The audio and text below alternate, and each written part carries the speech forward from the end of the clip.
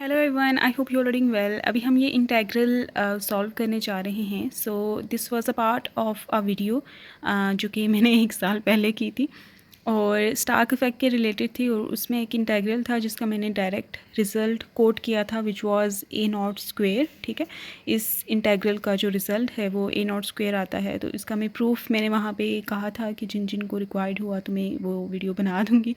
तो अभी काफ़ी 1 साल के बाद एक कमेंट आया है जिनमें उन्होंने कहा है कि मैं इसको अपलोड करूं, तो अभी मैं कर रही हूं। सो ये इंटेग्रल था और ये Stark effect in hydrogen atom के रिलेटेड है। तो यहाँ पे ये जो वेव फंक्शंस हम देख रहे हैं, these are for the hydrogen atom. ठीक है, जिसमें एन, एल और एम की वैल्यूज़ आप ये देख सकते हैं। ये एन की होती है, ये एल की और ये एम की। ठीक है, तो ये जो क्वांटम नंबर्स हैं ये इसके करस्पॉन्डिंग होते हैं। सो इसका सोल्यूशन स्टार्ट करते हैं। और इसमें ये है कि ये जो है, ये वाला पार्ट जो होता है ये ब्रा वेक्टर का होता है और ये कैट वेक्टर का होता है। ब्रा वेक्टर का जो भी इसमें वेव फंक्शन या चीज़ लिखी होती है वो इसमें जो भी वेव फंक्शन आ रहा होता है, तो आप जब इसको इंटेग्रल की फॉर्म में खोल के लिखते हैं तो उस पर कॉम्प्लेक्स कंजुगेट का साइन आता है जो स्टार से हम शो कर रहे होते हैं। ठीक है, तो वो लिखा जाता है। और ये जो ऑपरेटर होता है अपने राइट वाले जो भी लिखा होता है वेव फंक्शन उस पर अप्लाई हो रहा होता है, तो ये वाला ऑपरेटर इस पर अप्लाई होगा। तो पहले ये लिखा जाएगा फिर ये। ठीक है, और सबसे पहले ये देन ये फिर ये। ठीक है, जब हम इसे तोड़ के लिखेंगे। और ये जो होता है इंटेग्रल, ये होल स्पेस का होता है। ठीक है, volume integral over whole space देखें तो minus infinity to plus infinity आप इन टर्म्स ऑफ लिमिट्स लिख सकते हैं। तो सबसे पहला है वेव फंक्शन ये वाला जो ब्रा वेक्टर में था, जो कि है ये, और इस पर स्टार लिखेंगे क्योंकि ये है क्या था ब्रा वेक्टर में था इस वजह से। और इसमें ज़ीरोथ ऑर्डर शो करने के लिए, क्योंकि हम पर्टर्बेशन थ्योरी के रिलेटेड देख रहे हैं सारी चीज़ें, तो ज़ीरोथ ऑर्डर लिखना बेहतर रहता है ताकि आपको पता हो कि आप कौन सा वेव फंक्शन कंसिडर कर रहे हैं। जी स्क्वेयर आप लिखेंगे ऑपरेटर की फॉर्म में, और फिर साई 100 सिंपली आ जाएगा zeroth order, and d v which shows the volume integral. Okay, तो यहाँ भी ये साई 100 एंड साई अच्छा दोनों साई 100 ही हैं। तो ये हाइड्रोजन एटम के वेव फंक्शंस हैं। और ये जब आप अगर आपने इनके सोल्यूशंस देखें तो हम वो रेडियल और एंगुलर सॉल्यूशंस हम उसके निकाल रहे होते हैं, मीन्स इन स्फेरिकल कोऑर्डिनेट्स। तो यहाँ पे जो वॉल्यूम इंटेग्रल है वो भी हेंस हम स्फेरिकल कोऑर्डिनेट्स में ही लेंगे। ठीक है, तो सारी पुटिंग हम स्फेरिकल कोऑर्डिनेट्स में करेंगे और सारे इंटेग्रल को स्फेरिकल कोऑर्डिनेट्स में कन्वर्ट कर देंगे। फ़िलहाल तो ये जी में है। ठीक है, स्फेरिकल कोऑर्डिनेट्स में जी की कोई जगह नहीं होती, तो जी की जगह को कन्वर्ट करेंगे स्फेरिकल कोऑर्डिनेट्स में, डी वी को भी करेंगे, और यहाँ पे पुटिंग तो वैसे ही करेंगे जो एक्चुअल में है। तो अब यहाँ पे सबसे पहले एक और चीज़ हम करते हैं नेक्स्ट स्टेप कि minus infinity to infinity 100 static और जी स्क्वेयर, ये जो स्पेस ऑपरेटर्स होते हैं, तो ये एक स्पेस ऑपरेटर है। और ये जब भी किसी वेव फंक्शन पे अप्लाई होता है तो सिंपली जो सिचुएशन आती है वो ऐसे आ जाती है कि लेट्स से अगर मैं कोई एक्स ऑपरेटर है वो अप्लाई हो रहा है साई पे, तो एक्स टाइम्स साई आ जाएगा। ठीक है, वही वेरिएबल टाइम्स साई आ जाता होता है। तो स्पेस ऑपरेटर्स ऐसे ही अप्लाई होते हैं। तो यहाँ पे जी ऑपरेटर है तो ये सिंपली जी square psi 100 zeroth order D V ऐसे आ जाएगा। ठीक है, अब यहाँ पे हम पुटिंग कर लेते हैं। तो इस लेट से इंटेग्रल को मैं आई का नाम दे देती हूँ ताकि मुझे इक्वल टू समथिंग लिखना हो तो मैं ऐसे लिख दूँ। तो अभी हम इसमें कुछ पुटिंग करते हैं, मतलब इसे स्फेरिकल कोऑर्डिनेट्स में कन्वर्ट करते हैं प्रॉपरली। और इसके लिए जी जो है इन स्फेरिकल कोऑर्डिनेट्स इक्वल होता है आर कॉस थीटा के।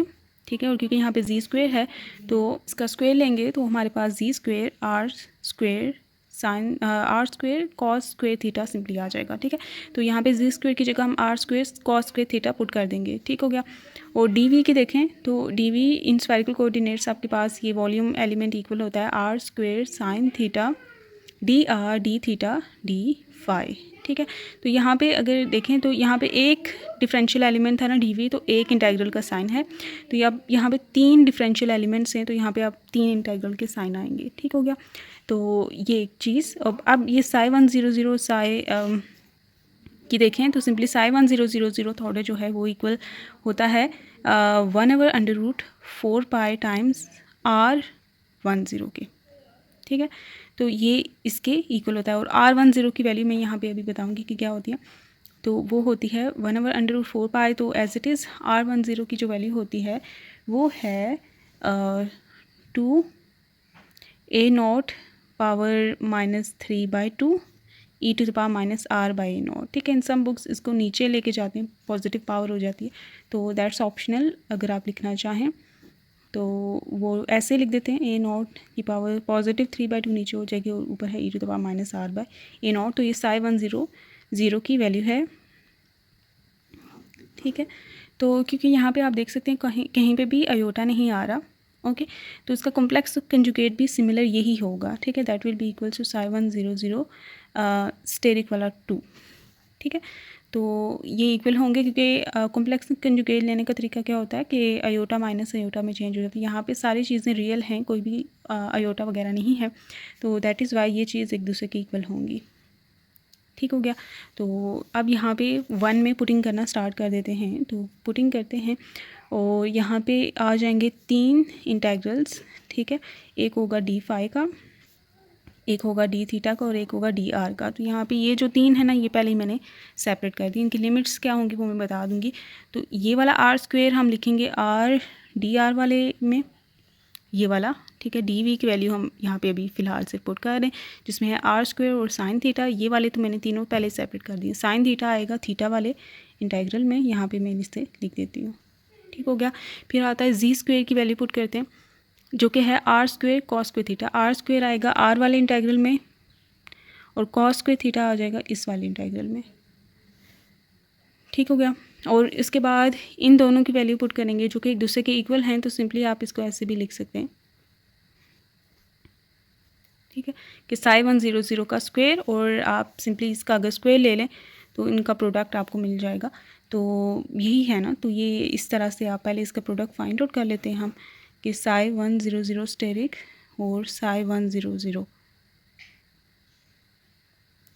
तो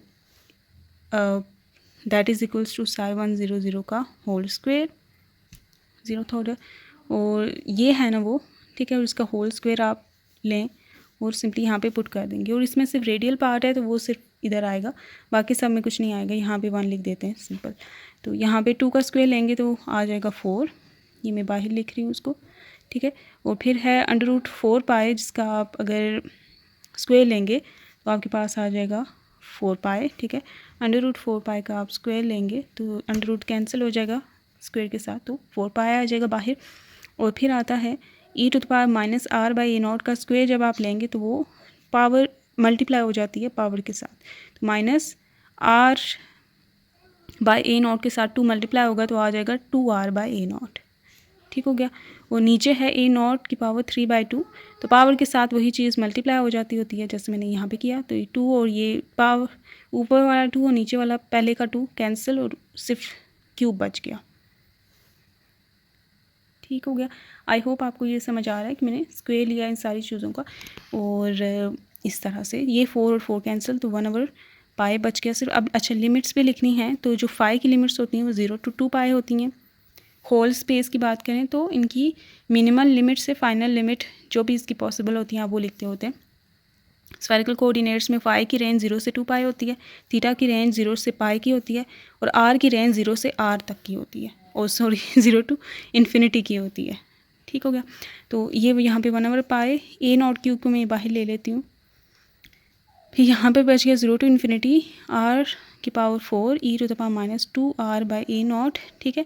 dr ये इंटेग्रल है, और फिर है 0 to π sine theta cos square theta d theta, और 0 to 2π 1 d∅, ठीक है। So these are the 3 integrals that needs to be calculated, okay.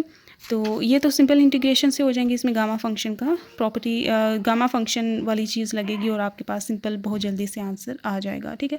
बहुत सिंपल सा ये हो जाएगा आपके पास। तो मैं ये करती हूँ कि इसको सेपरेटली एवेल्यूएट करती हूँ, इसको सेपरेटली और इसको सेपरेटली, और लास्ट में इस इंटेग्रल में पुट कर दूँगी ताकि ईजी सा लगे। अगर मैं सारों को एक साथ लेके चलूँगी तो यहाँ पे खिचड़ी पक जाएगी, तो मैस हो जाएगा ना, तो इस वजह से। तो सबसे पहले हम इसको करते हैं, फिर इसको और फिर इसको करते हैं, ठीक है। तो सिंपल से टफ की तरफ चलते हैं। तो ये है सबसे पहला इंटीग्रल। और यहाँ पे जब आपके पास ऐसा इंटीग्रल हो जिसमें इंटीग्रल 1 ही हो तो उसकी इंटीग्रेशन सिंपली यहाँ पे जो वेरिएबल होता है वही आ जाती है जो कि है 5। तो लिमिट्स लग जाएंगे 0 से 2π तक, और upper limit minus lower limit, तो 5 की जगह अपर लिमिट पुट करेंगे विच इज़ 2π, माइनस 5 की जगह लोअर लिमिट पुट करेंगे विच इज़ 0, तो आपके पास 2π आंसर आ जाएगा इस इंटीग्रल का। ठीक हो गया। अब नेक्स्ट इंटीग्रल है 0 से π sine theta cos square theta d theta.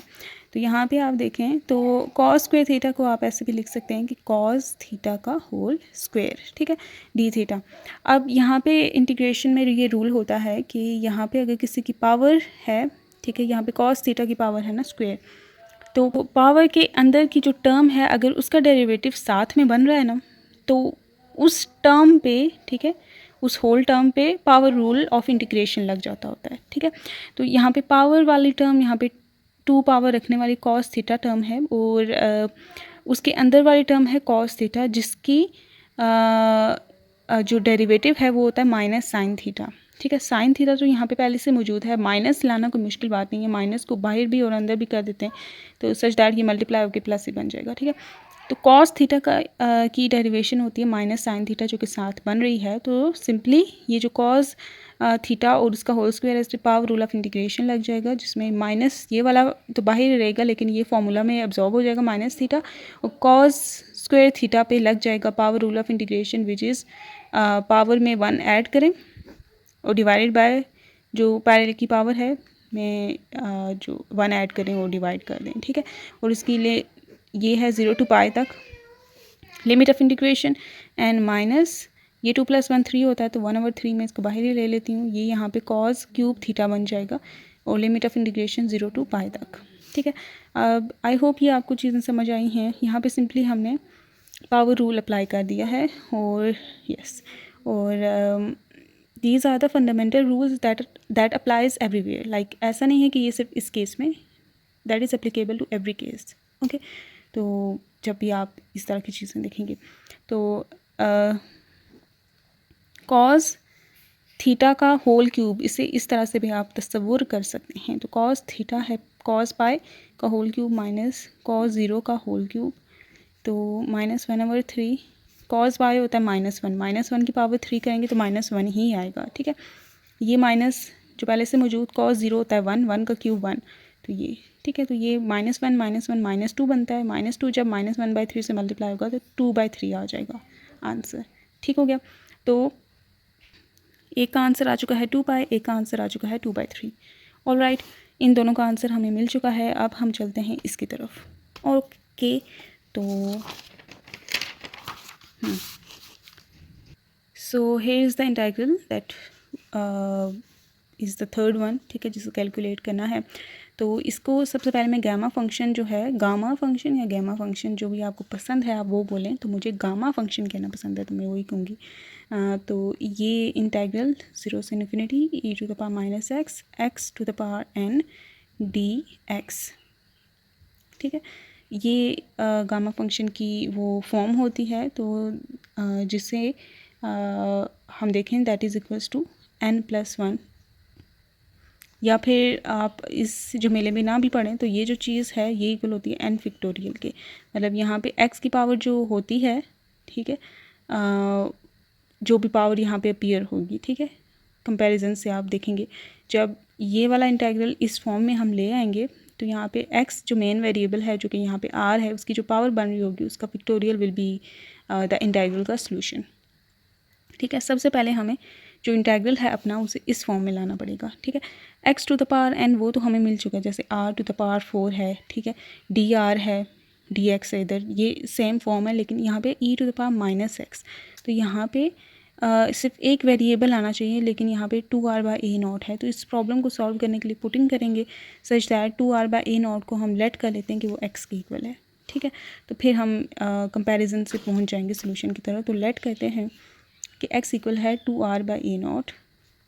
ठीक हो गया, तो अब हम r की वैल्यू निकालना चाहें तो क्या आ जाएगी, r की वैल्यू आ जाएगी a0 तो मल्टीप्लाई हो जाएगा और 2 डिवाइड हो जाएगा इधर ही, तो r अकेला हो जाएगा, तो a0 x/2। अब यहाँ पे r 4 है, हम सब्सटीट्यूशन कर रहे हैं, r की जगह एक्स को रिप्लेस कर रहे हैं, ठीक है। तो यहाँ पे सबकी वैल्यू निकालेंगे, यहाँ की इसकी वैल्यू तो निकल चुकी है, एक्स है, इसकी निकालेंगे और इसकी भी निकालेंगे।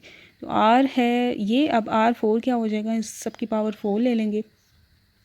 तो ए नॉट 4 एक्स की पावर 4, 2 की पावर 4 होता है 16, आप कैलकुलेटर में कंफर्म कर सकते हैं।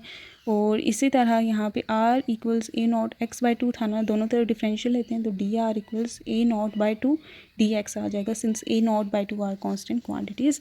और ये जो पावर्स हैं, सॉरी जो लिमिट्स हैं, ठीक है, वो एक्स के लिए भी वही होंगी जो आर के लिए थी, क्योंकि यहाँ ये there is a linear relation between these two, कि यहाँ पे आप अगर आर की वैल्यू यहाँ 0 पुट करें तो एक्स भी 0 आएगा, आर की वैल्यू यहाँ इन्फिनिटी पुट करें तो एक्स की वैल्यू इन्फिनिटी ही आएगी, ठीक है। मतलब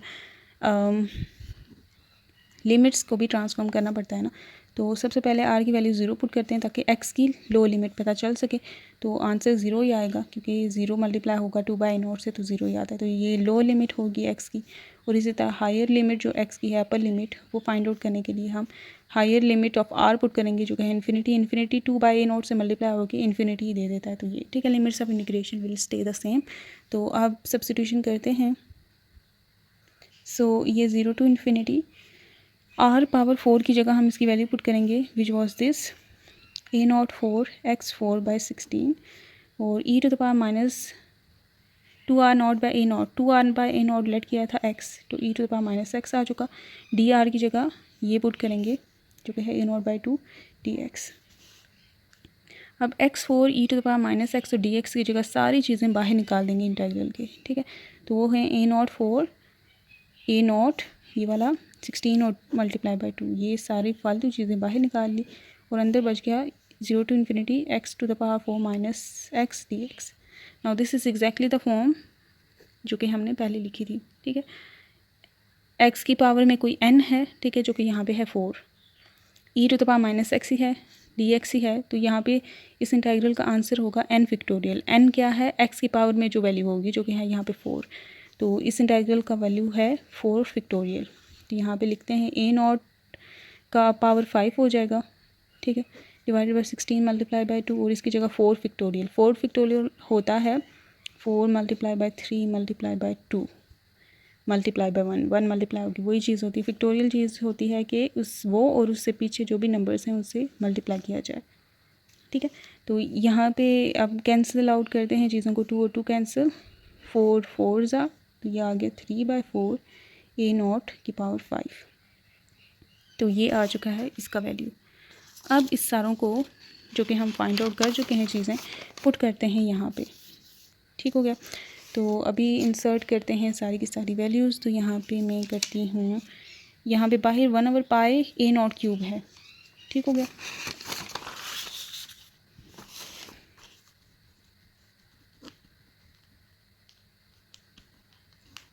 तो जो ये इंटीग्रल था उसकी वैल्यू आई है 3/4 ए नॉट 5।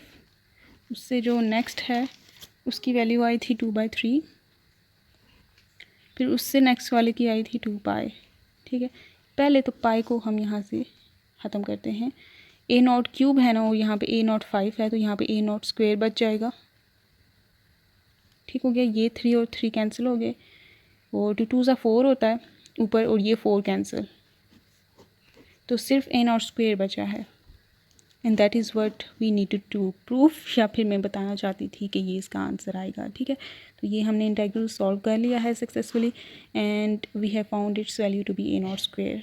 ओके, आई होप आपको ये समझ आया है। लाइक शेयर एंड सब्सक्राइब बहुत ज़्यादा शेयर करें दूसरों के साथ, अगर आपको लगता है कि मेरी वीडियोस डिज़र्व करती हैं शेयर होने को। सो आप सबसे यही रिक्वेस्ट है कि आप ज़्यादा से ज़्यादा शेयर करें। स्टूडेंट फ्रेंडली, टीचर्स फ्रेंडली जो भी फ्रेंडली कह ले कंटेंट होता है मेरा, और आपको ये फ़ायदा ही देगा। Good bye.